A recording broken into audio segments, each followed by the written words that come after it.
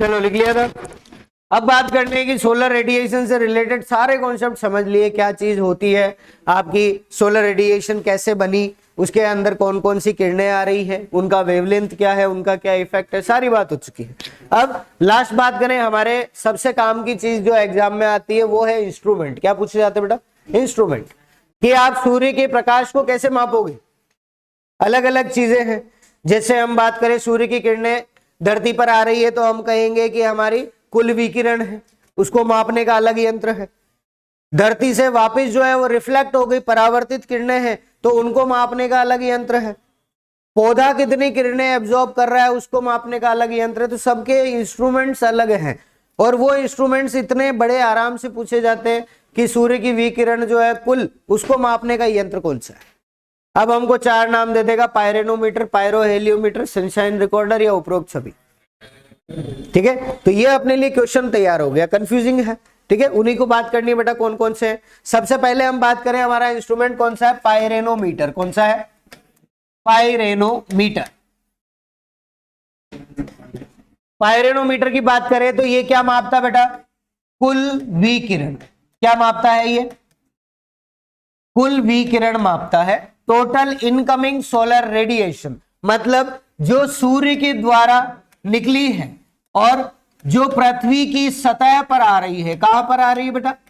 पृथ्वी की सतह पर।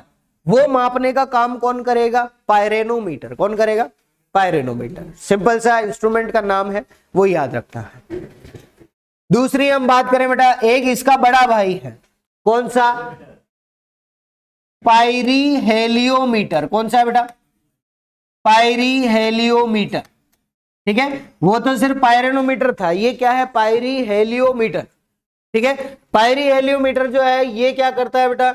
हमारी जो सीधी किरणें गिरती है, ठीक है, सीधी किरणें का मतलब क्या है? आप पृथ्वी के बारे में जानते हो कि सुबह के समय पर जो सूरज दिखता है वो थोड़ा ऑरेंज कलर का, लाल रंग का दिखता है ना? सुबह उठे हो तो देखा होगा कभी। ठीक है, और शाम को जो है उस समय पर भी यही होता है। उस समय पर भी आसमान थोड़ा सा हल्का सा ऑरेंजिश या लाल सा होता है। इसका कारण क्या है कि हमारे जो सूर्य की किरणें हैं वो कैसी पड़ रही है बेटा? तिरछी पड़ रही है। कैसी पड़ रही है? ये अगर अपनी अर्थ है, यहां पर हमने मान लिया हम खड़े हैं, ठीक है, हमारा घर है यहां पर। अब सूरज जो है वो सुबह यहां से उगेगा। इस समय पर जो सूर्य की किरणें वो तिरछी पड़ रही है या नहीं? हो रही है। कुछ देर बाद दिन के समय की बात करें, 11 बज गई, अब थोड़ी और सीधी हो गई। 12 बजे फिक्स बात करें तो अब बिल्कुल 90 डिग्री पर सूर्य की किरणें गिर रही है। शाम की बात करें तो वापस सूरज इधर चला जाएगा, तो यहां पर वापस तिरछी पड़ रही है।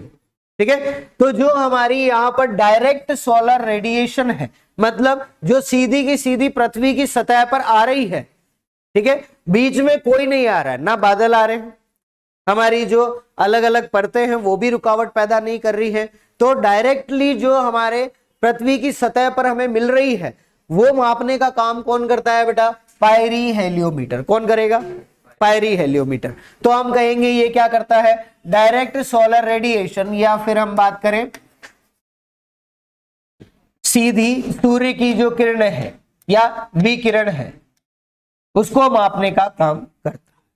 ठीक है, जो हमारी पृथ्वी पर बिना रुकावट के पहुंच रही है। अगर किसी दिन बादल ज्यादा हो गए तो क्या होगा? जो डायरेक्ट सोलर रेडिएशन है वो क्या हो जाएगी? कम हो जाएगी। और बादल नहीं है, बिल्कुल आसमान साफ है, तो डायरेक्ट सोलर रेडिएशन ज्यादा हो जाएगी। ठीक है, तो वो मापने का काम कौन करता है बेटा? पायरीहेलियोमीटर। एक हमारे पास जो है बेटा, इसको हम क्या बोलते हैं? Quantum sensor. क्या बोलते हैं? Quantum sensor. ये क्या है बेटा? सेंसर है। क्या है? सेंसर। सेंसर किसके काम आता है?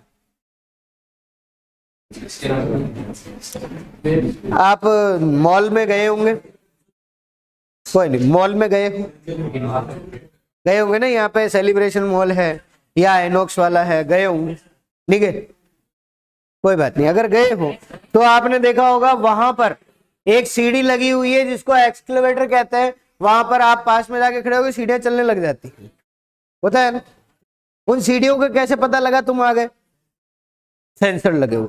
ठीक है, आप गेट के पास जाते हो, गेट खुल जाता है। बचपन में होता है कि भूत आ गया, भूत नहीं है, वहां क्या सेंसर है, क्या है, सेंसर।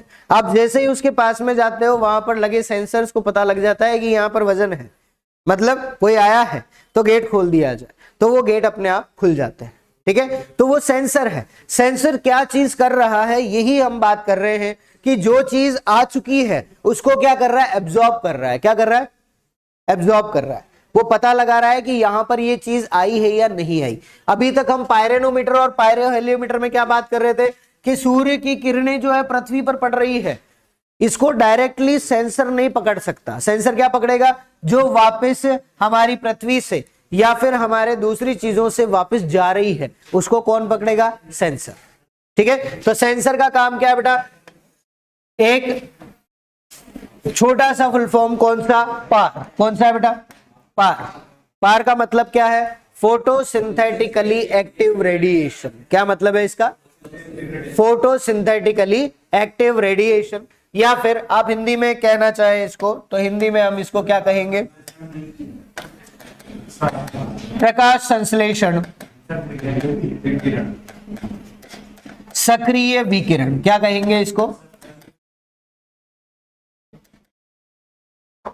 ठीक है। प्रकाश संश्लेषण के लिए जो सक्रिय विकिरण है वो क्या कहलाती है, फोटोसिंथेटिकली एक्टिव रेडिएशन। अब बताओ प्रकाश संश्लेषण सबसे ज्यादा कौन सी लाइट में हो रहा था, कल ही बात कर रहे थे। अगर सिंगल की बात करें तो लाल, ठीक है। लाल रंग किसके अंदर आया, विजिबल में, जो हमें दिख रहा है उसके अंदर, तो हम कहेंगे विबग्योर। क्या कहेंगे, विबग्योर। ये हमारा जो पूरा भाग है, जो दिखने वाली या दृश्य विकिरण है, वो क्या कहलाएगी, हमारी फोटोसिंथेटिकली एक्टिव रेडिएशन, ठीक है। तो प्रकाश संश्लेषण सक्रिय विकिरण का दूसरा नाम क्या है बेटा, विजिबल रेडिएशन। समझ में आ गई बात। तो विजिबल रेडिएशन या फिर पार को जो एब्जॉर्ब करता है या फिर उसको अलग से पता लगाता है कि कितनी आ रही है, तो वो कौन करेगा, क्वांटम सेंसर करेगा। कौन करेगा बेटा, क्वांटम सेंसर। समझ में आ गई बात, कोई दिक्कत इसके अंदर। 3 इंस्ट्रूमेंट हमने देखा। चौथी हम बात करें बेटा, एक हमारे पास है इंफ्रारेड थर्मोमीटर। कौन सा है, चलो थर्मोमीटर क्या मापेगा बेटा, ताप मापेगा। आपने देखा होगा पुरानी कई मूवीज में, या फिर शक्तिमान देखा हो, देखा है नहीं देखा, देखा है ना शक्तिमान। दुनिया में बहुत सारे शक्तिमान है वैसे, ठीक है। और कई जो है वो शक्तिमान बनते बनते चले भी गए कि शक्तिमान आएगा बचाने, ठीक है। तो ऐसी बेवकूफी नहीं करनी, कोई नहीं आने वाला, हमें खुद की रक्षा खुद करनी। तो वहां आपने देखा होगा कि एक ऐसा दृश्य दिखता है जिसके अंदर सब कुछ बिल्कुल बैंगनी सा या गुलाबी सा दिखता है, और उसके अंदर जो लोग खड़े होते हैं वो हमें येलो कलर के दिखाई देते हैं। देखा है कभी ऐसी चीज देखी है आपने? इसको हम बोलते हैं इंफ्रारेड सेंसर। क्या बोलते हैं? Infrared sensor. वो क्या करता है बेटा, गर्मी को एब्जॉर्ब करता है। किसको करता है? गर्मी को, ठीक है। अगर आपको यहां पर देखा जाए, अगर अभी इस रूम की लाइट ऑफ कर दे, ठीक है, तो क्या होगा, हमारे शरीर से गर्मी निकलेगी, हमेशा निकलती रहती है। हमारी ऊर्जा है तो वो ऊर्जा हमेशा निकलती है। क्या इन दीवारों से ऊर्जा निकलेगी? क्या नहीं। क्या इस बेंच से ऊर्जा निकलेगी? नहीं निकलेगी, ठीक है। तो अगर हम इंफ्रारेड सेंसर से अगर देखें तो हमें क्या दिखेगा, यहां पर बहुत सारे जो है वो येलो डॉट्स हैं, ठीक है। वो येलो डॉट क्या बताएंगे कि यहां पर कितनी ऊर्जा जो है वो देने वाले लोग बैठे हुए हैं, ठीक है। और बाकी ये जो दूसरी जगह ये सारी कैसी दिखती है, बैंगनी या फिर गुलाबी दिखती है, ठीक है। तो उससे पता लगता है, जैसे रात का जो विजन होता है, आप देखो मिलिट्री वाले इसका सबसे ज्यादा यूज करते हैं, ठीक है। रात में जब अपन नहीं देख पाते तो वो इंफ्रारेड सेंसर का यूज करते हैं, ठीक है। उससे पता लग जाता है कि पूरा अंधेरा है बट इसके अंदर भी इंसान कहाँ छुपा हुआ है, ठीक है। उसके लिए यूज किया जाता है। तो ये क्या एब्जॉर्ब कर रहा है बेटा? हीट एब्जॉर्ब कर रहा है। क्या एब्जॉर्ब कर रहा है? हीट। और हीट जो पैदा करने वाली हमारी विकिरण है वो कौन सी है? इंफ्रारेड। कौन सी है बेटा? इंफ्रारेड, ठीक है। ओवन देखा है जिसके अंदर खाना रखा, ना आग जल रही है ना कुछ, खाना गर्म हो गया है ना, उसके अंदर गर्म कैसे हुआ? इंफ्रारेड रेडिएशन निकलती है उसमें से जो हीट करती है, गर्मी पैदा करती है और वो खाना गर्म हो जाता है, ठीक है। ये चीज होती है। तो इंफ्रारेड थर्मोमीटर क्या मापेगा बेटा कि इंफ्रारेड रेडिएशन कितनी आ रही है और उससे तापमान कितना हो रहा है, ठीक है। तो ये किसको मापता है बेटा? हमारा टेम्परेचर मापता है। क्या मापेगा? टेम्परेचर या तापमान। लेकिन किसका? पत्तियों का। हमारा नहीं मापेगा। किसका मापेगा? पत्तियों का तापमान। तो सिंपल हम कह सकते हैं कि पौधों की जो पत्तियां हैं उन पत्तियों का तापमान मापने का काम जो है वो कौन करेगा? इंफ्रारेड थर्मोमीटर करेगा। ठीक है, तो ये हमारे पास टोटल कितने हुए बेटा? इसके 4 इंस्ट्रूमेंट ऐसे हैं जिन पर क्वेश्चन बनते हैं जो सनलाइट से रिलेटेड है, एग्जाम में पूछे जाते हैं। एक क्या है? पायरेनोमीटर, जो क्या मापेगा? कुल विकिरण। क्या मापेगा? कुल विकिरण। एक है पायरो हेलियोमीटर, जो क्या मापेगा? सीधी पड़ने वाली किरणें या जो डायरेक्टली हमारी अर्थ पर पड़ रही है वो किरणें। और एक बात करें क्वांटम सेंसर, तो क्या मापेगा? ये प्रकाश संश्लेषी सक्रिय विकिरण या फिर फोटोसिंथेटिकली एक्टिव रेडिएशन। और लास्ट है इंफ्रारेड थर्मोमीटर, जो तापमान मापेगा किसका? पत्तियों की सतह का। क्वेश्चन इस पर जो है आपके लिए पूछा हुआ है ICAR के अंदर, बिल्कुल सिंपल सा क्वेश्चन जो है इंफ्रारेड थर्मोमीटर के लिए कि पत्तियों की सतह का तापमान मापने वाला यंत्र क्या कहलाएगा। ठीक है, तो हम कहने को तो थर्मोमीटर कह सकते हैं, लेकिन वो स्पेशल टाइप का है। कौन सा? Infrared thermometer. ठीक है, चलो इसको लिख लें।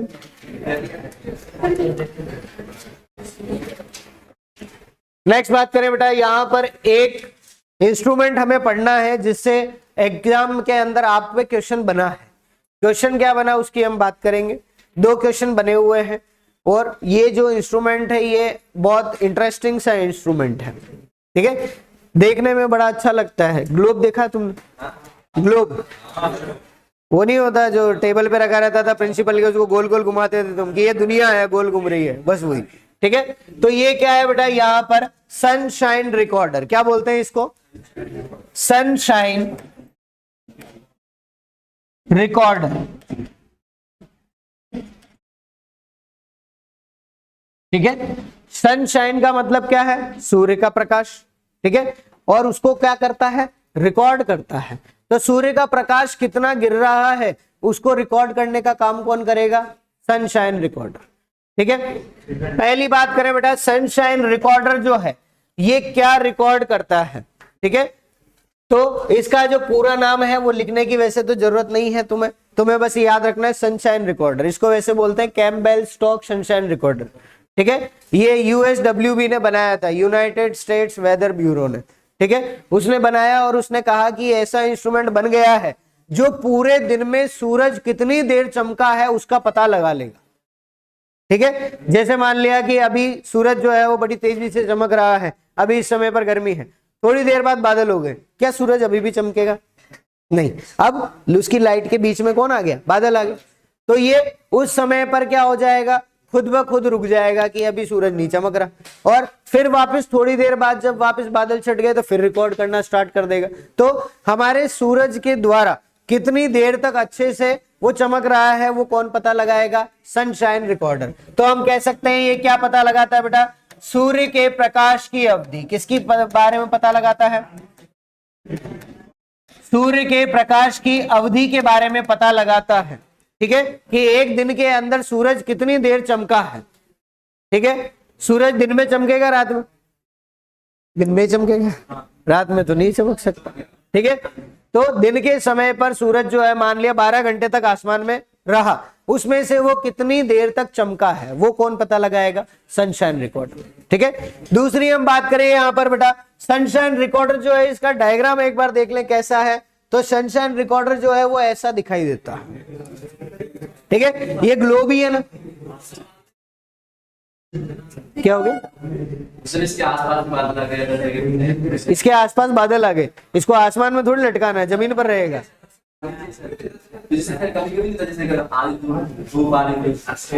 हाँ, ईश्वर की माया, कहीं धूप कहीं छाया। फिर चलो, पहली चीज कि ये जितने भी इंस्ट्रूमेंट अपन बात कर रहे हैं बेटा, ये सभी इंस्ट्रूमेंट्स जो है ये एक जगह पर रखे जाते हैं। ठीक है, उसको अपन बोलते हैं ऑब्जर्वेटरी। क्या बोलते हैं? ऑब्जर्वेटरी, जहां पर ऑब्जर्वेशन ली जाती है। ठीक है, आप पढ़ते होंगे पेपर में आज 2.5 इंच बारिश हुई। तुम्हें कैसे पता लगा 2.5 इंच बारिश हुई?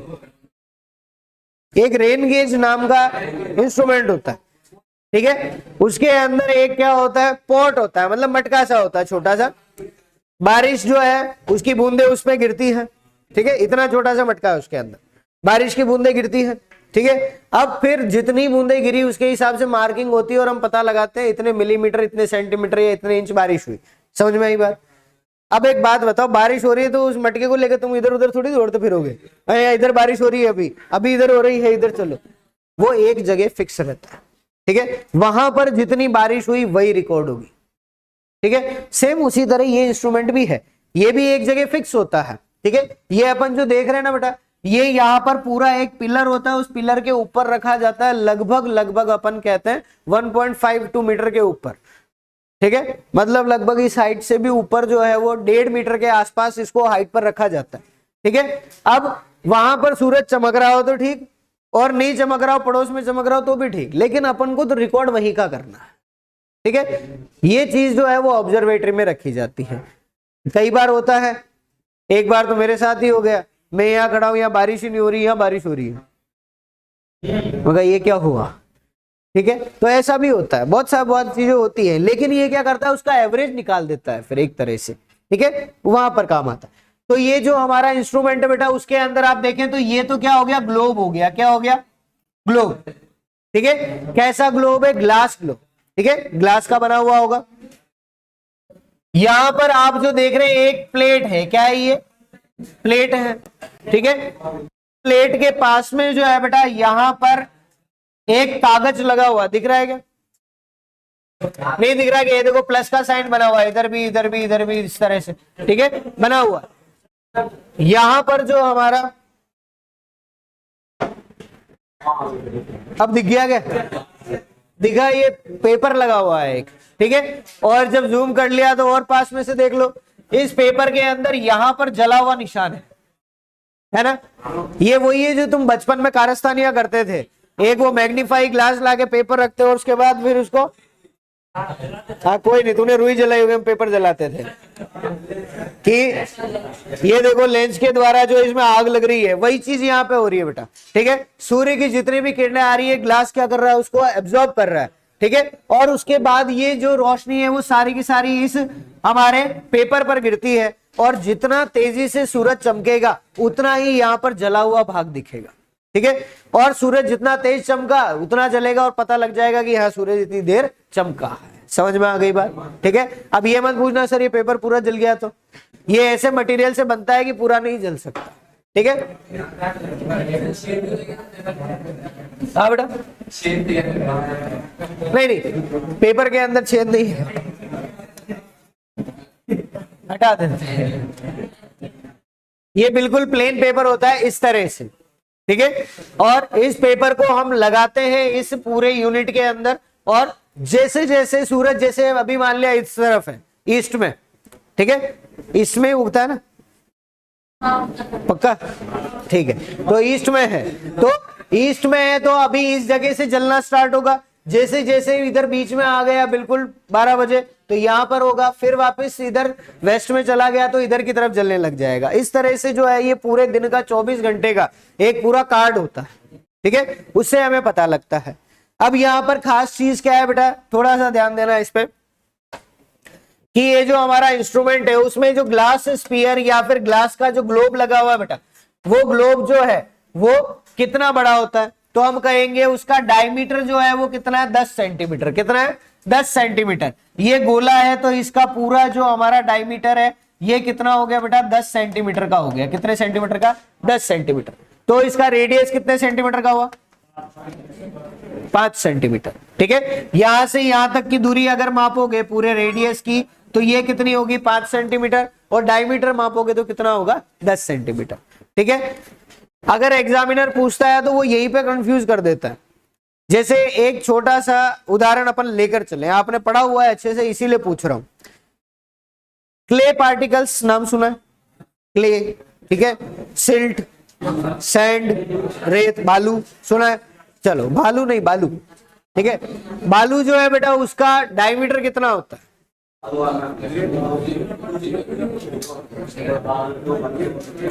कुछ नहीं करना, एक ही लाइन याद रखनी थी, क्ले पार्टिकल जो है उसका डायमीटर कितना होता है?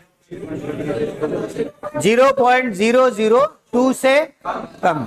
ठीक है, अब क्ले का जो है वो कितना हो गया, 0.002 से कम हो गया। सिल्ट का कितना करेंगे, तो 0.02 से 0.002। सैंड का पूछ ले तो 0.2 से 0.02। आगे आंसर, ठीक है। 0.2 मिलीमीटर होगा तो वो क्या हो गया, सैंड हो गया। ये क्या है, उसका डायमीटर है, रेडियस है, रेडियस है क्या, डायमीटर, ठीक है। इसको वापस चेक करना है एक बार, इसीलिए पूछ रहा हूं। एग्जामिनर क्या करता है हमारे साथ चालाकी, कि हमें पता है कि ये क्या है, डायमीटर है, और वो क्या पूछ लेता, रेडियस, और हमें तो ये रटा हुआ याद है, हम ये टिक करके आ जाते हैं, वो गलत हो जाता है, ठीक है। तो इस तरह की चीजें जो है वो भी अपन को ध्यान रखनी है वहां पर थोड़ी सी, कि हमसे पूछा क्या है। इसीलिए मैं कहता हूं कि जब भी क्वेश्चन पढ़ो तो वहां पर जो चीज इंपॉर्टेंट है उसको अंडरलाइन करके पढ़ो। क्या दे रखा है, डायमीटर है ना। अब अगर मैं रेडियस पूछ लूं, ये डायमीटर है, अब मैंने रेडियस पूछ लिया है कि जो सैंड पार्टिकल होते हैं उसका रेडियस कितना होता है, ठीक है, तो क्या हो जाएगा, बस आ गया आंसर। इस तरह से सेम वही चीज यहां पर है कि ये ग्लास ग्लोब है, उसका डायमीटर कितना है, 10 सेंटीमीटर, और एग्जामिनर पूछ लेगा उसका रेडियस कितना होता है। तो हमको 10 सेंटीमीटर याद नहीं रखना है, हमको याद रखना डायमीटर 10 सेंटीमीटर है, तो रेडियस कितना हो जाएगा, 5 सेंटीमीटर, ठीक है। हाफ कर दो उसको, और कुछ नहीं करना। नेक्स्ट बात करें, ये सनशाइन रिकॉर्डर कितना ऊपर रखा जाता है जमीन से, ठीक है। अब जमीन पर रखेंगे तो कहीं ना कहीं इधर से उधर छाया जो है वो आ जाएगी, ठीक है। तो हम इसको जमीन से ऊपर रखते हैं, कितना ऊपर बेटा, 1.52 मीटर, लगभग 1.5 मीटर जो है वो जमीन से ऊपर रखा जाता है, ठीक है। तो हम कहेंगे हमारी जो सतह है, मृदा सतह से ऊपर कितना रखा जाएगा, तो हम कहेंगे 1.52 मीटर ऊपर रखा जाता है, ठीक है। और हमारा जो ये ग्लास ग्लोब है उसका radius, diameter sorry, glass globe जो है उसका डायमीटर जो है वो कितना रहता है, 10 सेंटीमीटर। ये दोनों चीजें जो है वो इसके लिए याद रखनी है। एक बार इसको लिख ले,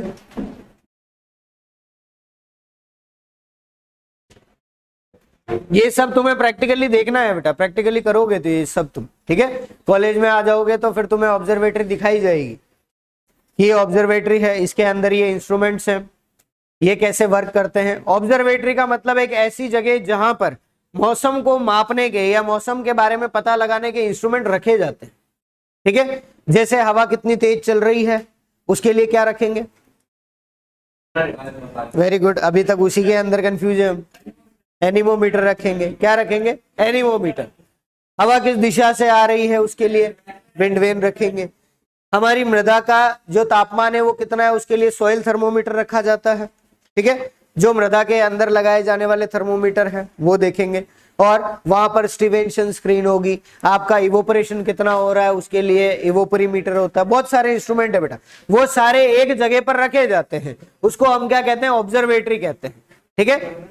आपने देखा है शायद आरसीए में, आपने नहीं देखा होगा, नहीं गए होंगे, तो एक बार जिसने देखा है, कोई यहाँ पर बच्चे हो जो आरसीए के सामने वाले स्कूल में पढ़ते हो तो शायद उन्होंने देखा हो, ठीक है। उसके बाहर एक बोर्ड लगा हुआ है जिस बोर्ड पर लिखा हुआ है कि सस्य विज्ञान ऑब्जर्वेटरी, और उसके नीचे उदयपुर का जो हमारा देशांतर और अक्षांश है वो लिखा हुआ है, ठीक है। उसके अंदर पूरा एक बाड़ा सा बना हुआ है जिसके बाहर जाली है, ठीक है। और हम सोचते हैं इसमें पता नहीं क्या रखे हुए हैं, डब्बे डब्बे रखे हुए हैं, और डब्बे नहीं है, वो ऑब्जर्वेटरी है, उसके अंदर हमारे ये इंस्ट्रूमेंट्स हैं, ठीक है। चलो नेक्स्ट बात करें बेटा, यहाँ पर ओके, यहाँ पर हमारे पास जो कार्ड होते हैं उनकी खासियत क्या है कि कार्ड 3 प्रकार के होते हैं। कितने प्रकार के, 3 प्रकार के कार्ड होते हैं, ठीक है। पहला कार्ड जो है बेटा उसको देखें तो इसको हम क्या बोलते हैं, SCD बोलते हैं। क्या बोलते हैं, ओ सॉरी SCD नहीं, SCC, क्या बोलते हैं, SCC कहते हैं, ठीक है। SCC का मतलब क्या है बेटा, शॉर्ट कर्व कार्ड, ठीक है। शॉर्ट का मतलब पता है, छोटा। कर्व का मतलब क्या होता है बेटा, मुड़ा हुआ। क्या मतलब है, मुड़ा हुआ, और कार्ड तो है, ठीक है। दूसरा हमारे पास जो है बेटा, इसको हम क्या बोलते हैं, LCC कहते हैं। क्या कहते हैं, इसको क्या कहते हैं, लॉन्ग कर्व कार्ड। ठीक है, ये सिर्फ समझने के लिए, इसको लिखने की जरूरत नहीं, समझने के लिए सिर्फ। लॉन्ग कर्व कार्ड, इसकी लंबाई थोड़ी इससे तो ज्यादा ही है और मुड़ा हुआ है तो लॉन्ग कर्व कार्ड। तीसरा हमारे पास जो है बेटा, इसको हम बोलते हैं एससी। ठीक है, क्या कहेंगे, स्ट्रेट कार्ड। क्या कहेंगे, स्ट्रेट कार्ड कहेंगे, जो बिल्कुल स्ट्रेट है। बस ये 3 तरह के कार्ड होते हैं और ये जो कार्ड है उनको अलग अलग समय पर लगाया जाता है। ठीक है, कौन से समय पर लगाएंगे तो उसको एक बार समझने की जरूरत होती है। कहां से, आपने 12th क्लास अगर पढ़ी हो तो आपने देखा होगा कि हमारे जो चंद्रमा है या सूर्य है उसका क्या इफेक्ट जो है, कृषि पंचांग पढ़ा होगा, पढ़ा हुआ है ना। तो कृषि पंचांग जो है वो किस तरह से हमारे एग्रीकल्चर में काम आता है, उसी से रिलेटेड चीज है ये।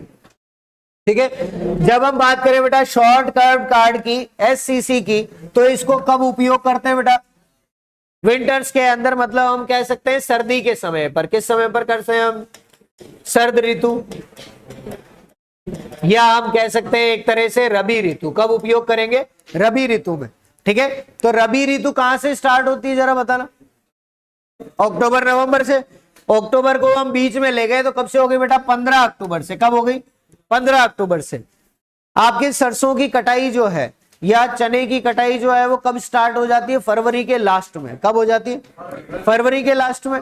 तो फरवरी के लास्ट तक हमारी रबी ऋतु रहेगी, हम ये मानते हैं। ठीक है, तो अक्टूबर से लेकर फरवरी के लास्ट तक जो है वो क्या हो गया, हमारा शॉर्ट कर्व्ड कार्ड यूज करेंगे। ठीक है, कारण क्या है बेटा, क्योंकि यहां पर दिन कैसे होते हैं, छोटे होते हैं। कैसे दिन होते हैं, छोटे दिन होते हैं, इसीलिए ये चीज की जाएगी। समझ में आई कोई चीज, शॉर्ट कर्व्ड कार्ड क्यों यूज कर रहे हैं, क्योंकि दिन छोटे है ना। अब गर्मियों की बात करें तो दिन लंबे हैं, बड़े हैं, तो इसीलिए लॉन्ग कर्व्ड कार्ड यूज कर लेंगे। ठीक है, अब यहां पर देखें बेटा, क्या सर्दियां खत्म होते ही जैसे ही छोटे दिन खत्म हुए और लंबे दिन आ जाएंगे क्या, नहीं, धीरे धीरे दिन की जो लेंथ है वो इंक्रीज होगी। तो हम क्या करते हैं, जैसे ही 15 अक्टूबर से फरवरी के लास्ट तक शॉर्ट कर्व्ड कार्ड हमने यूज कर लिया, उसके बाद हम क्या करेंगे, वापस से 1 मार्च से लेकर 11 अप्रैल तक स्ट्रेट कार्ड यूज करते हैं। क्या यूज करते हैं, स्ट्रेट कार्ड। क्यों कर रहे हैं, क्योंकि वहां पर दिन की लंबाई जो है वो अब धीरे धीरे बढ़ने लगी है। ठीक है, लेकिन अभी तक पूरी अपनी जो खरीफ के अंदर दिन की लंबाई बढ़नी है उतना नहीं बढ़ा है, तो इसीलिए धीरे धीरे जो इंक्रीज होती है। एक तरह से हम कह सकते हैं जो जायद का टाइम है, कौन सा टाइम है, जायद का टाइम, उस समय पर जब हमारे खेत में फसल नहीं है उस समय पर हम इसका यूज जो है वो ज्यादातर करते हैं। ठीक है, जैसे ही 11 अप्रैल निकला, 12 अप्रैल की बात करें तो 12 अप्रैल से लेकर 2 सितंबर तक, कब तक बेटा, 2 सितंबर तक दिन की लंबाई ज्यादा होगी। उस समय हम क्या यूज करेंगे, लॉन्ग कर्व्ड कार्ड। क्या यूज करेंगे, लॉन्ग कर्व्ड कार्ड। इस समय पर गर्मियां होती है, सर्दियां होती है, गर्मियां रहेगी, तो हम कहेंगे बेटा कौन सी हो गई हमारी, ग्रीष्म ऋतु। कौन सी ऋतु, ग्रीष्म ऋतु।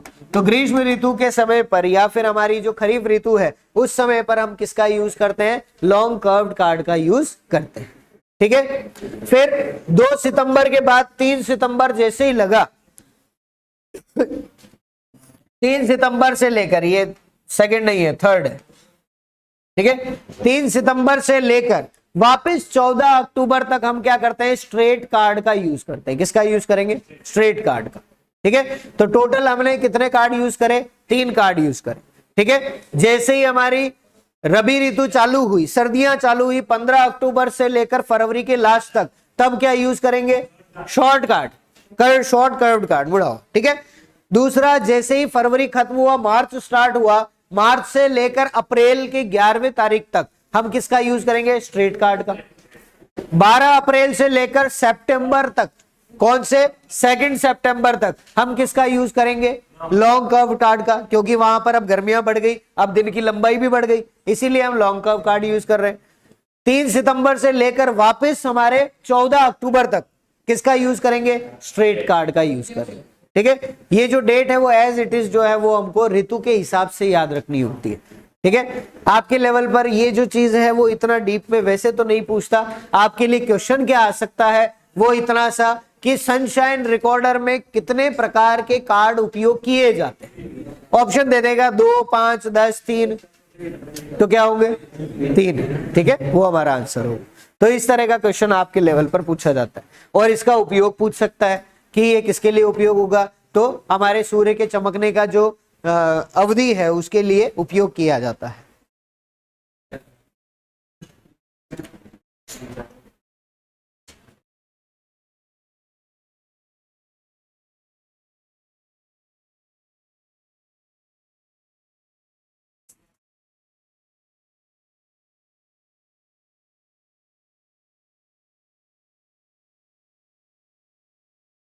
हाँ बेटा, किसको? स्ट्रेट कार्ड को, ग्रीष्म ऋतु को। अच्छा, इक्विनॉक्सेस। इक्विनॉक्स जो है इसका हिंदी में वर्ड तो मेरे को भी नहीं पता, लेकिन आपको मैंने इक्विनॉक्स का मतलब बताया था कि क्या होता है। सोच के देखें, मैंने कहा था एक होता है पतझड़ के समय, एक होता है बसंत के समय। याद आया कुछ? एक 21 मार्च और एक 23 सितंबर, याद आया? ठीक है, मतलब जब हमारे दिन और रात जो है वो क्या होंगे, बराबर होंगे उस समय पर। तो एक बार देखें बेटा, यहां से 1 मार्च से 11 अप्रैल के बीच में क्या आ गया, 21 मार्च, ठीक है। तो जिस समय पर 21 मार्च का समय आएगा इक्विनॉक्स के टाइम पर, जब वहां पर क्या है बेटा, रात व दिन जो है वो कैसे होते हैं, बराबर होते हैं, ठीक है, उस समय पर। दूसरी बात करें, 3 सितंबर से 14 अक्टूबर के बीच में क्या आ गया, 23 सितंबर, ठीक है। तो ये इक्विनॉक्स का टाइम है, वहां पर स्ट्रेट कार्ड यूज किया जाएगा क्योंकि वहां पर दिन की लंबाई कैसी है, रात के लगभग बराबर होने वाली है, ठीक है। जैसे ही दिन की लंबाई वापस बढ़ी तो लॉन्ग कर्व कार्ड यूज कर लेंगे, और अगर दिन की लंबाई छोटी हो गई तो हम शॉर्ट कर्व कार्ड यूज कर लेंगे, ठीक है।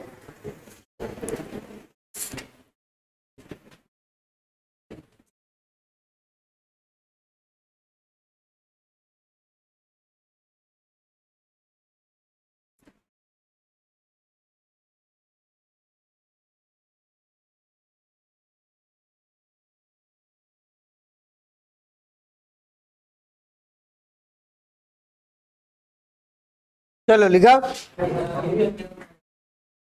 लिख लिया आप तो बेटा। नेक्स्ट बात करें बेटा, एक अच्छा कॉन्सेप्ट है जो समझना जरूरी है, एग्जाम में इससे रिलेटेड क्वेश्चन जरूर आएगा।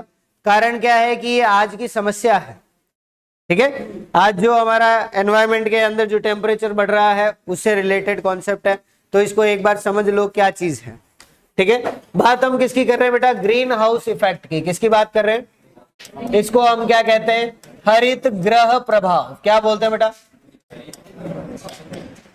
हरित ग्रह प्रभाव कहा जाता है, ठीक है। अब ये हरित ग्रह प्रभाव क्या होता है, पहले तो ये समझ लो।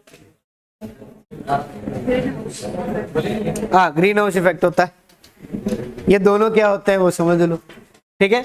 होता क्या है बेटा, हमने जो वेवलेंथ की बात करी थी वो याद है, तरंग दैर्ध्य की। हमने एक डायग्राम बनाया था कुछ इस तरह से कि यहाँ पर जितने भी हमारी रेडिएशन है वो स्टार्ट हो रही है, और उसके बाद एक्स रेज है उसकी तरंग दैर्ध्य कम है, यूवी रेज की इससे ज्यादा होगी, विजिबल की इससे ज्यादा होगी, और सबसे ज्यादा किसकी होगी, इंफ्रारेड की। यही बात करी थी, समझा था, ठीक है। अब एक बात बताओ, अगर मैंने यहां पर एक होल बनाया, ठीक है, इसमें से कौन सी रेडिएशन जा पाएगी? देखो यहां पर तो क्या आ गई, एक्स रेज आ गई, यहां पर क्या आ गई, यूवी रेज आ गई, यहां पर मान ली विजिबल आ गई, और यहां पर क्या आ गई, इंफ्रारेड। चलो, ये जो यहां पर छेद बना है इसमें से कौन सी हमारी रेडिएशन जा पाएगी? हम कहेंगे एक्स रेज जा पाएगी, ठीक है। अब अगर मैंने ये जो हमारा होल है इसके साइज, इसका साइज जो है वो बढ़ा दी, तो अब कौन सी रेज जा पाएगी? तो आप कहेंगे कि सर लगभग सारी रेज जो है वो चली जाएगी, ठीक है। अब हमने क्या कहा कि हमारा जो एनवायरमेंट, हमारा जो एटमॉस्फेयर है, जो पृथ्वी के चारों तरफ इस तरह से बना हुआ है, ठीक है, इस एटमॉस्फेयर में क्या है, गैसेस है, क्या है, उसके साथ जलवाष्प है, और उसके साथ डस्ट पार्टिकल है, ठीक है, धूल कण। 3 चीजें पढ़ी हमने, ठीक है। क्या ये सभी जो कण यहां पर फैले हुए हैं हमारे पूरे एटमॉस्फेयर में, इनके बीच में गैप नहीं होगा क्या? होगा सर, कंफर्म होगा गैप तो, ठीक है। तो वो जो गैप है बीच में, उसको हम कह सकते हैं एक तरह से कि रेडिएशन जो अर्थ पर आ रही है, अगर वो बीच में किसी कण पर टकरा गई तो टकराने की वजह से इधर उधर चली जाएगी, ठीक है। और अगर वो किसी कण से नहीं टकराई तो वो सीधी कहां आएगी, हमारे अर्थ पर। यही बात समझ में आ गई, ठीक है। अगर रेडिएशन जो है, जैसे यहां पर बात कर ले बेटा, क्या आ गई हमारी ओजोन परत, क्या आ गई ओजोन परत, ठीक है। ओजोन परत ने क्या कहा कि यूवी रेज जो है उसको मैं नहीं जाने दूंगी। क्यों नहीं जाने दूंगी? क्योंकि वहां पर उनके जो मॉलिक्यूल्स हैं उसके बीच में गैप ही इतना है कि वहां से हमारी जो दूसरी वेव्स हैं वो साइड से निकल जाती है या परावर्तित हो जाती है, पर यूवी रेज जो है वो बीच में एब्जॉर्ब हो जाती है, ठीक है। तो यूवी रेज वहां रुक जाती है, बाकी सारी की सारी जो रेडिएशन है वो अर्थ पर आती है, ठीक है। तो वो डिपेंड किस पे कर रहा है कि हमारे ये जो एटमॉस्फेयर में गैसेज है उनके बीच में गैप कितना है, ठीक है। उस पर डिपेंड करेगा कि हमारी पृथ्वी पर कितनी सनलाइट जो है वो पहुंचेगी। अगर बीच में बादल आ गए तो भी सनलाइट रुक जाएगी, ठीक है। अगर कण जो है वो पास पास में तो भी सनलाइट जो है टकरा कर इधर उधर चली जाएगी, सीधी अर्थ की सरफेस पर नहीं आएगी। ये चीज समझ में आ गई। और दूसरा कॉन्सेप्ट यहां पर बात करें तो हमने समझा कि जितनी कम वेवलेंथ होगी, तरंग दैर्घ्य जितना कम होगा वो उतनी आसानी से जा पाएगा। ये बात समझ में भी आ गई, ठीक है। और तरंग दैर्घ्य जितना ज्यादा होगा वो हमारे एटमॉस्फेयर में उतना ही रुकावट पैदा करेगा, वो वापस नहीं जा पाएगा, ठीक है। यही कॉन्सेप्ट जो है वो हमारा ग्रीन हाउस इफेक्ट है और कुछ नहीं है। एक बात समझ लें, तो हमारा जैसे सूरज है उससे क्या हो रहा है बेटा, हमारी रेडिएशन अर्थ पर आ रही है, ठीक है। ये जो रेडिएशन अर्थ पर आती है इसको हम क्या बोलते हैं बेटा, SWR कहते हैं। क्या कहते हैं? SWR, ठीक है। SWR क्या होता है? Short wave radiation. क्या होता है बेटा? शॉर्ट वेव रेडिएशन होता है। मतलब ऐसी हमारी किरणें जिनका तरंग दैर्घ्य क्या है, कम है, तो हम कहेंगे कम तरंग दैर्घ्य वाली किरणें, ठीक है। इनको क्या कहेंगे? शॉर्ट वेव रेडिएशन, जिनकी वेवलेंथ जो है वो क्या है, कम है। तो जब ये सूरज से पृथ्वी पर आएगी तो यहां पर इनको रोकने वाला कोई नहीं हो, ये बड़ी आसानी से बड़ी तेजी से जो है कहां पर आ जाएगी, अर्थ की सरफेस पर, ठीक है। यहां पर इनके साथ क्या होगा बेटा, कुछ ऐसे होंगे जहां पर जैसे यहां पर बादल आ गया तो कुछ किरणें ऐसी होगी जो यहां से परावर्तित हो जाएगी, कुछ किरणें ऐसी होगी जिनको बादल एब्जॉर्ब कर लेगा, कुछ किरणें ऐसी होगी जो इनके साइड में से निकल जाएगी और कहां पहुंच जाएगी, अर्थ की सरफेस पर, ठीक है। तो कुछ किरणें तो यहां से परावर्तित हो गई, कुछ जो है वो कहां पर आ गई, अर्थ की सरफेस पर आ गई। अब हमारी अर्थ सरफेस क्या करेगी, परावर्तित ही कर देगी, सबसे पहले अवशोषित करेगी। कुछ होगी जो परावर्तित होगी लेकिन ज्यादातर किरणें जो है वो अवशोषित हो जाएगी। कारण क्या है? एल्बिडो, ठीक है। एल्बिडो पढ़ा अपन ने, अर्थ की सरफेस का एल्बिडो कितना है बेटा, 34%। कितना है? 34%। इसका मतलब अगर 100 किरणें आई है तो केवल 34 या 34 किरणें जो वापस चली जाएगी परावर्तित होकर, बाकी बची हुई कितनी, 66%, वो सारी की सारी क्या हो गई, एब्जॉर्ब हो गई। समझ में आ गई बात, ठीक है। अब पृथ्वी ने क्या करा, उसको एब्जॉर्ब कर लिया एक बार तो सारी रेडिएशन को, 64% जो रेडिएशन थी, 66% उसको क्या करा, एब्जॉर्ब कर लिया, ठीक है। जब तक किरणें आती रही तब तक एब्जॉर्ब करती रही। टेम्परेचर बढ़ेगा नहीं बढ़ेगा? बढ़ेगा, ठीक है, क्योंकि रेडिएशन है, टेम्परेचर बढ़ेगा, ऊर्जा है उसमें। अब सूरज जो है वो दिन में 12 बजे तक क्या करता है, बिल्कुल स्ट्रेट आ गया, बहुत सारी किरणें दे दी पृथ्वी को, कहा कि जी भरकर जितनी रेडिएशन लेनी है ले लो, ठीक है। फिर उसके बाद जैसे ही सूरज वापस शाम की तरफ जाने लगा तो सूरज कहता है टाटा बाय बाय, अब मैं चला, ठीक है। पूरे दिन जो है रेडिएशन दे दी, अब मैं कल वापस आऊंगा, ठीक है। अब सूरज जो है वो ठंडा होगा नहीं होगा, मतलब एक तरह से हम कह सकते हैं उसकी रोशनी कम हो जाएगी, तो हमारी जो यहाँ पर जो गर्मी है उसकी वजह से वो भी कम हो जाती है, ठीक है। लेकिन खास चीज क्या होती है वो भी तुम जानते हो, दिन में 2 बजे के आसपास जो है सबसे ज्यादा टेम्परेचर होता है, ये हमें पता है। क्यों? क्योंकि अब हमारी पृथ्वी इतनी रेडिएशन एब्जॉर्ब कर चुकी है कि उसका टेम्परेचर अब बाहर से भी ज्यादा हो गया है, ठीक है। और फिर वह वापस वही वाला कॉन्सेप्ट, बिना चप्पल के बाहर भागते रहो, तो ज्यादा गर्मी लगी पैरों पर, मतलब हमारी जो अर्थ है वो गर्म हो चुकी है, बाहर तापमान जो है कम हो चुका है। ठीक है, इसीलिए हम कहते हैं शाम को गर्मियों के समय 5-6 बजे के आसपास बाहर निकलो तो बाहर तो बड़ा अच्छा ठंडा लगता है, लेकिन पूरी जमीन जो है वो तप रही होती है। उसका कारण क्या है? ये रेडिएशन जो उसने एब्जॉर्ब करी। अब पृथ्वी क्या करेगी कि अब ये ज्यादा एनर्जी हो गई, अब इसको वापस तो भेजना पड़ेगा ना, वरना अगर गर्मी होती रही तो कुछ देर में हम ही जल जाएंगे। ठीक है, तो पृथ्वी क्या करती है, वापस से इस रेडिएशन को हमारे एटमॉस्फेयर में भेज देती है और कहती है कि जा, जहां से आई है वहीं पर चली जा। कहां पर? सूरज के पास। ठीक है, अब ये जाने की कोशिश भी करती है कि नहीं मैं वापस चली जाऊं, लेकिन यहां पर जो रेडिएशन है बेटा उसको हम क्या बोलते हैं? LWR कहते हैं। क्या कहते हैं? LWR। LWR का मतलब क्या हुआ? क्या बात है, बड़े समझदार हो गए तुम। क्या कहेंगे बेटा? Long wave radiation. मतलब अब जो हमारी रेडिएशन निकलेगी वो कैसी है? Long wave radiation. ठीक है, शॉर्ट वेव रेडिएशन की बात करें जो यहां पर आ रही थी, उसके अंदर कौन आया बेटा? X rays, UV rays, visible rays, और इसके साथ साथ क्या इंफ्रारेड आएगी?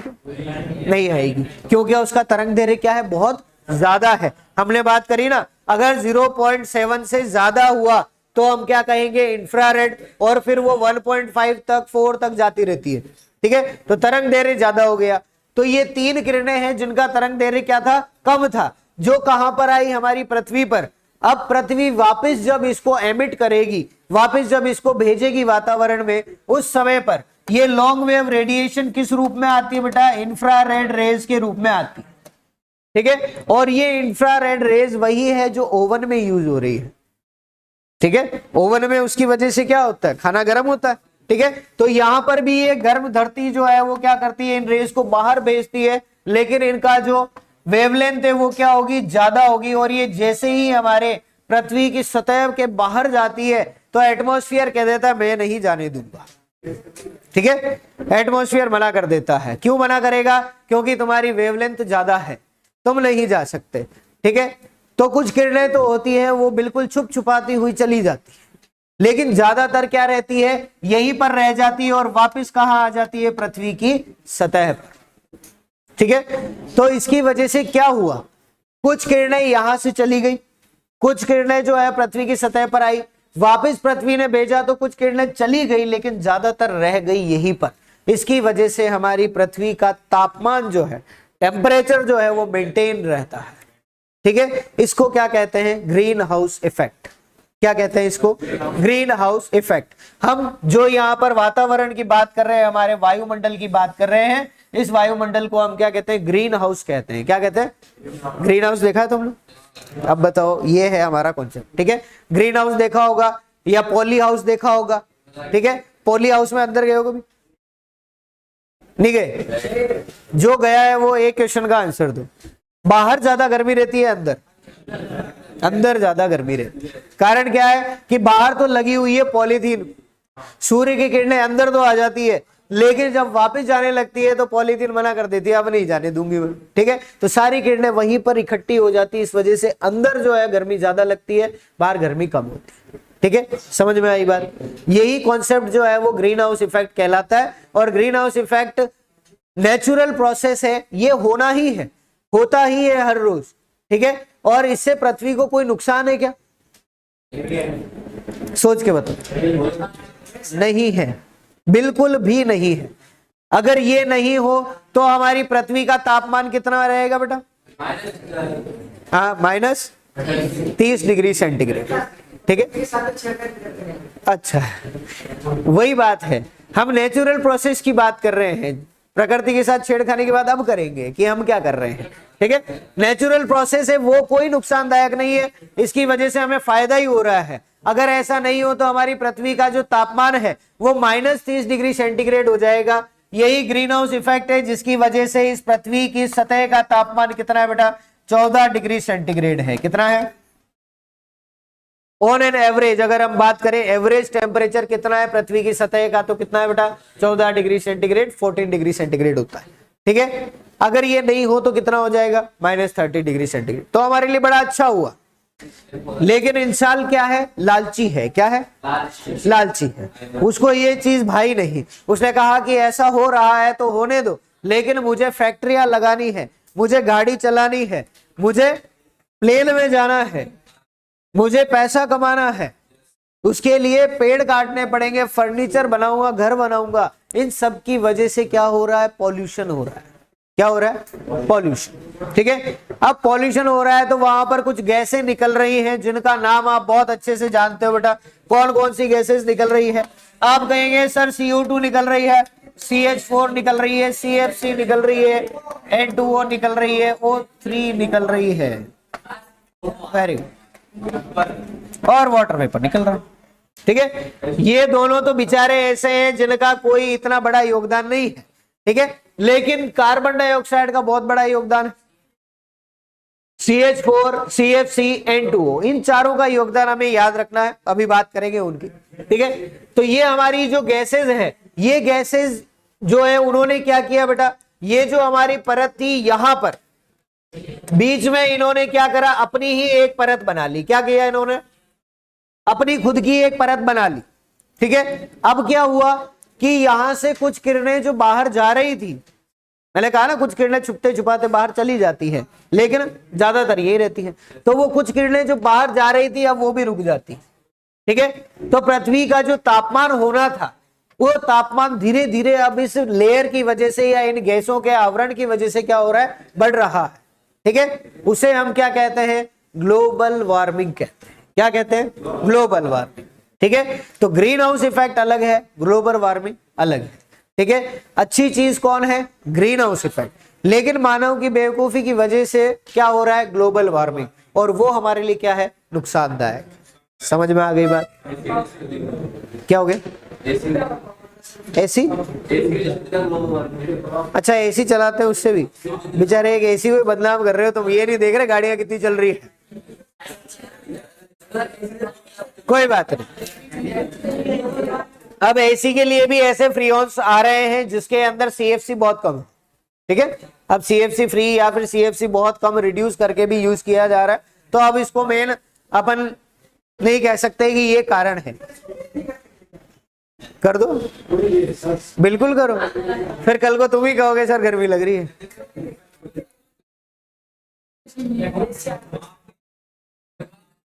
अच्छा, हम तो देसी हैं, तो बाहर चले पेड़ के नीचे, वहां पड़े, और डिजिटल बोर्ड भी ले चलो, वही पेड़ पे लटका देंगे। चलो,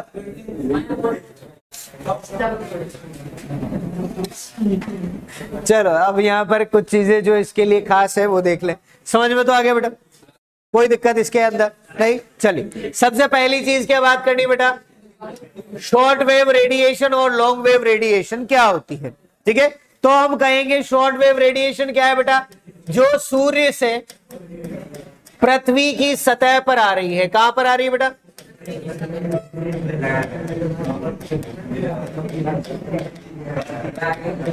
ठीक है, उसको क्या कहेंगे? Short wave radiation. और दूसरी बात करें लॉन्ग वेव रेडिएशन क्या होती है, तो हम कहेंगे जो हमारी पृथ्वी की सतह है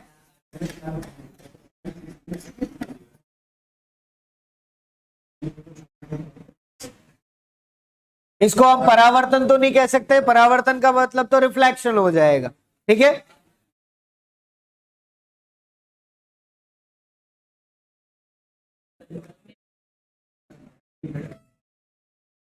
ठीक है, जो पृथ्वी की सतह के द्वारा निकली हुई किरणें वो कौन सी है?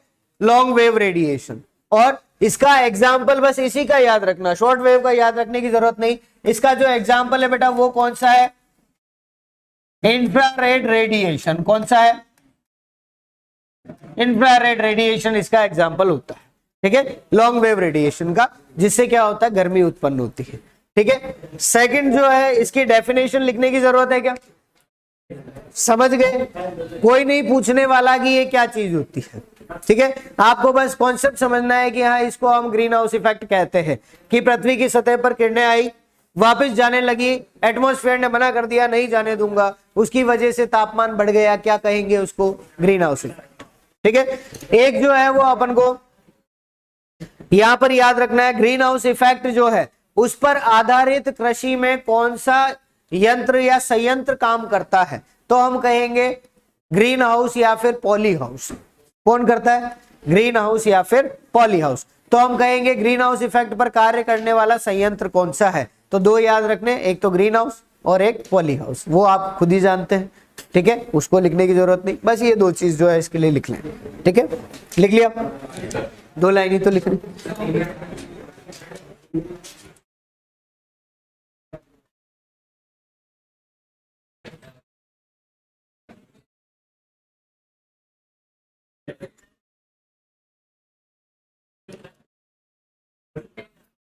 क्या बेटा, क्यों? अच्छा मजाक कर रहे हैं, अच्छा कोई नहीं, ध्यान दो।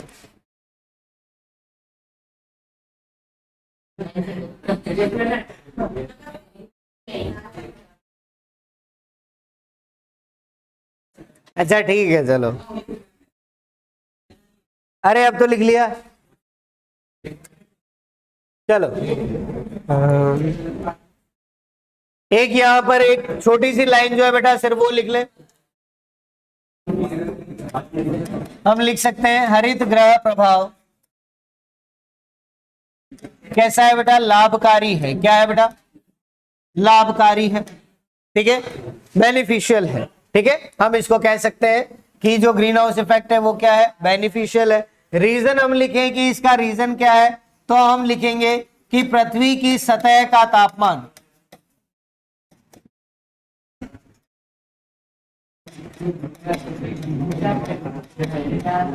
संतुलित रखता है,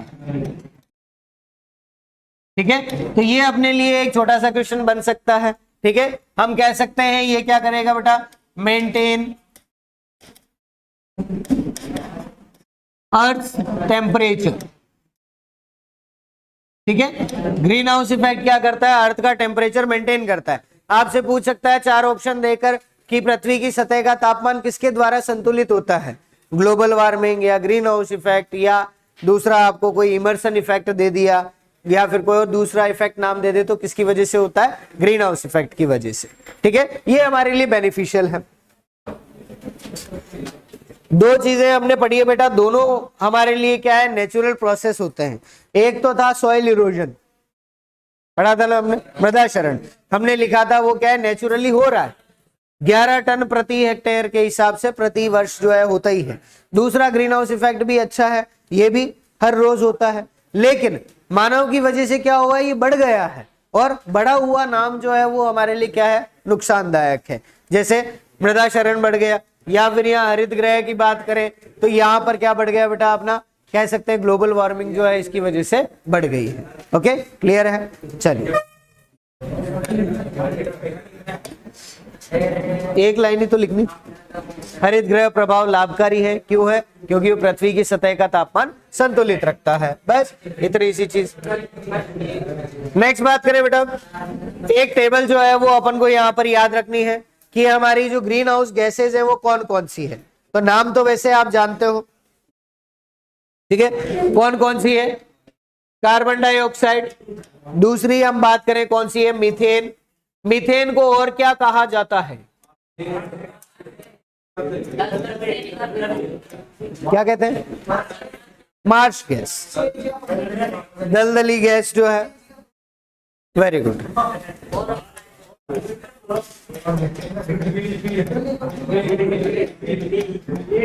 और क्या कहा जाता है? गोबर गैस। क्या कहा जाता है बेटा? गोबर गैस। सीएनजी जो अपन यूज कर रहे हैं उसके अंदर भी ज्यादा जो है वो क्या होती है? मीथेन होती है। बट नाम की हम बात कर रहे हैं कि नाम अपन क्या दे सकते हैं, तो इसको हम मार्श गैस या गोबर गैस कह सकते हैं, ठीक है, क्योंकि गोबर से ही तो ये मीथेन का प्रोडक्शन ज्यादा होता है। गोबर के अंदर मीथेन कहां से आई बेटा? रुमेन से। रुमेन में क्या होता है? रुमेन में ऐसा क्या होता है कि गोबर से मीथेन निकलती है? कौन सा बैक्टीरिया? मैथेनोजन। कौन सा बैक्टीरिया? मैथेनोजन, ठीक है।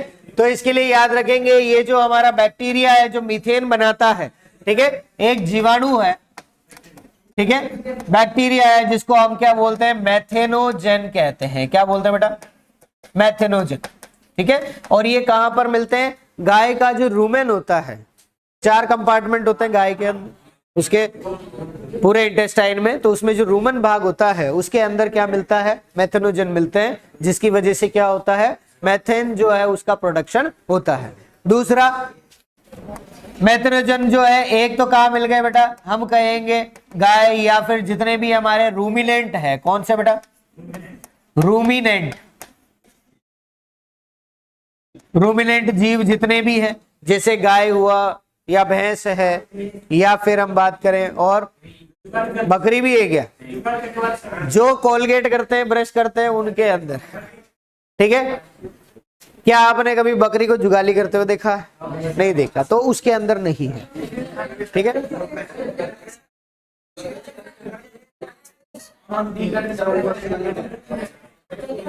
किसको, बकरी की,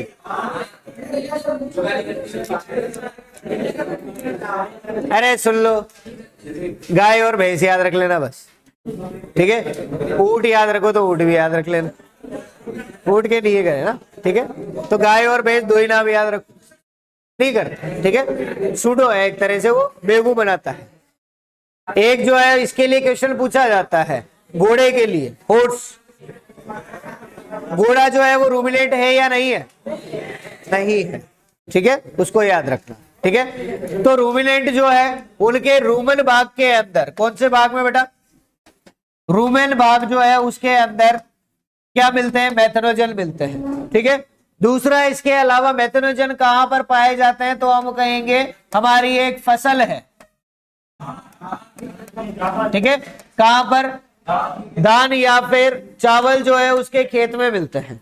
ठीक है, वहां पर हम क्या करते हैं, पडलिंग करते हैं, आप जानते हैं ना, तो पडलिंग की वजह से वहां दलदल सी बन जाती है। ठीक है, और उसी दलदली क्षेत्र से मीथेन का प्रोडक्शन होता है, और दलदल को इंग्लिश में हम क्या कहते हैं, मार्श कहते हैं। क्या कहते हैं, मार्श, इसीलिए हम इसको क्या कहते हैं, मार्श गैस कहते हैं। ठीक है, चलो अगला जो हमें याद रखना है बेटा वो क्या है, CFC। कौन सा है, CFC का फुल फॉर्म याद रखना है, कौन सा है, क्लोरोफ्लोरोकार्बन। कौन सा है बेटा, क्लोरोफ्लोरोकार्बन। एक याद रखना है कौन सा, N2O, इसको अच्छे से याद रखना, इसको क्या कहते हैं, नाइट्रस ऑक्साइड। क्या कहते हैं, नाइट्रस ऑक्साइड। ठीक है, यहां पर जो क्वेश्चन पूछा हुआ था उसके लिए हम बात कर लें। क्वेश्चन बहुत सिंपल सा था, एक बार पहले इसको लिख ले, उसके बाद उस क्वेश्चन की बात करेंगे। अगर बात करें बेटा कार्बन डाइऑक्साइड की, तो कार्बन डाइऑक्साइड का जो योगदान है, उसका जो अमाउंट है कि कितना ग्रीन हाउस इफेक्ट ये करती है, तो कितना करती है, लगभग 60%। कितना करती है, मतलब अगर 100% ग्रीन हाउस इफेक्ट हो रहा है तो उसमें से 60% किसके कारण होगा, कार्बन डाइऑक्साइड के कारण। ठीक है, उससे कम की बात करें तो दूसरे नंबर पर कौन आता है बेटा, मीथेन आती है। कितना है उसका, 20% कॉन्ट्रीब्यूशन है। ठीक है, इससे कम बात करें तो किस कौन आएगा, क्लोरोफ्लोरोकार्बन। कितना कॉन्ट्रीब्यूशन है, 14%। और लास्ट बात करें तो 100 में से इन सबको माइनस कर दो, कितना बचेगा, 6%। वो कौन करता है, नाइट्रस ऑक्साइड। ठीक है, अब यहां पर कुछ बिना दिमाग के क्वेश्चन बनते हैं। ठीक है, कौन कौन से, सबसे ज्यादा हरित गृह प्रभाव में किसका योगदान है, सबसे कम योगदान वाली हरित गृह प्रभाव गैस है नाइट्रस ऑक्साइड। ठीक है, वह हरित गृह प्रभाव वाली गैस जो कि दलदली क्षेत्रों में पाई जाती है। ठीक है, धान के खेत से कौन सी ग्रीन हाउस गैस निकलती है, मीथेन। ठीक है, लिख लिया कि फिर आगे बात करें, फिर क्वेश्चंस जो है वो अपन डिसाइड करें। लिख लो एक बार जल्दी से।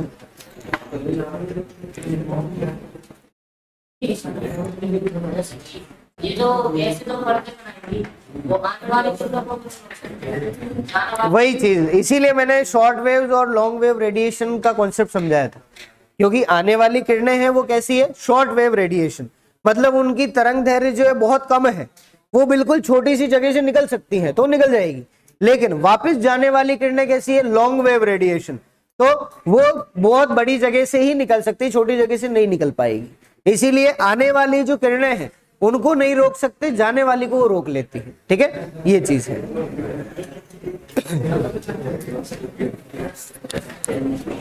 चलो लिखा गया।